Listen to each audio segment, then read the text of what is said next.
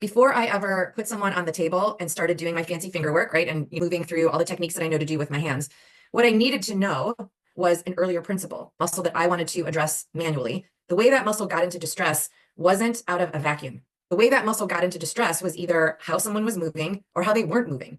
I'm not suggesting that you need to become a movement provider if you're a manual provider. What I'm saying is that the anatomy principles apply.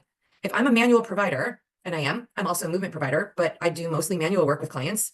If I'm a manual provider, and you might be as well, and I know that muscles move bone, and I know then that I need to identify the muscle that moves that bone. Before I ever go to address a muscle manually, I need to know what muscle was supposed to be doing the job so that I know which muscle to manually address.